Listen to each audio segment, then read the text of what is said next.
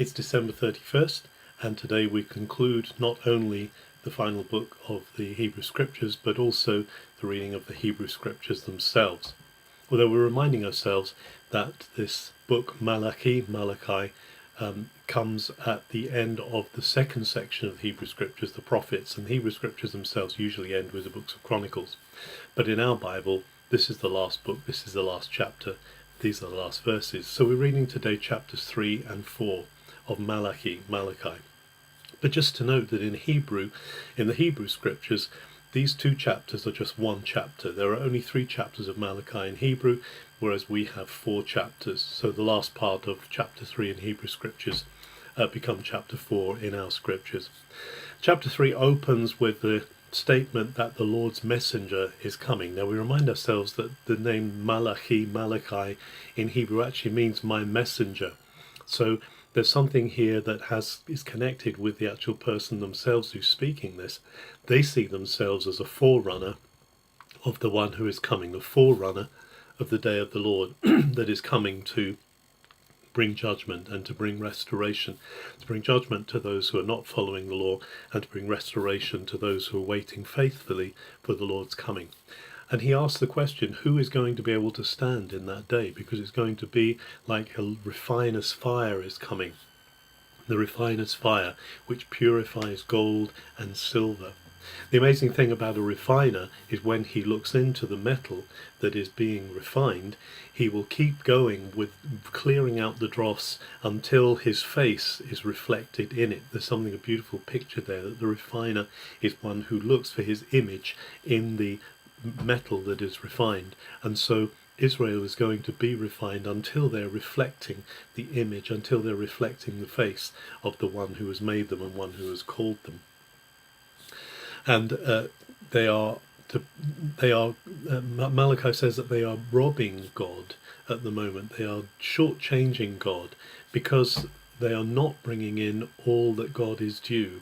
They ask God, how are we robbing you? How are we stealing from you? God says, because you're not bringing the whole tithe into the storehouse. You're not bringing the whole tenth that is laid down in the Torah to supply the priesthood, and therefore to supply the service of God's house. It's being withheld. And God says, if you bring this in, prove me, see if I won't open the windows of heaven and pour you out a blessing that you can't contain.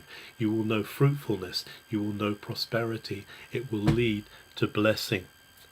And there are those who are saying, well, what good is it serving the Lord? It never does us any good. The arrogant seem to do better than we do. But God is saying, no, I have recorded and I remember those who are faithful, and I am going to prove my faithfulness to those who will follow me. You will see a difference between those who are faithful and those who are faithless. God is speaking perhaps to those who are becoming tired and weary of just remaining faithful to the Lord.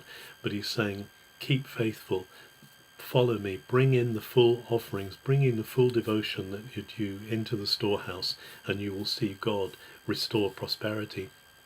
And then at the beginning of our chapter 4, there is a promise that the Lord is going to come and is going to visit first with a powerful, a destructive power, almost a fire like an oven. But actually this same fire that is going to destroy the faithless like an oven will actually be the one that rises on those who fear him like a healing sun. So it's interesting that the same heat, the same power, one will be destructive, the other will be healing.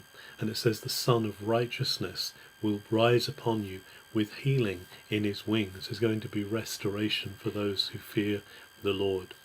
What the ultimate exhortation in Malachi is to keep the Torah, to keep to that amazing instruction that the Lord has given them, which is the rule for life, which will guide them.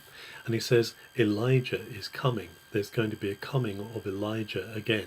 And of course Elijah, the great prophet of the covenant back in the times when Israel was going astray, he has promised again.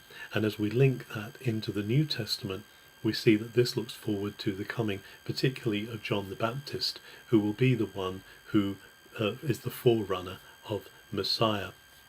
And when he comes, he will turn the hearts of the fathers to the children, the hearts of the children to the fathers.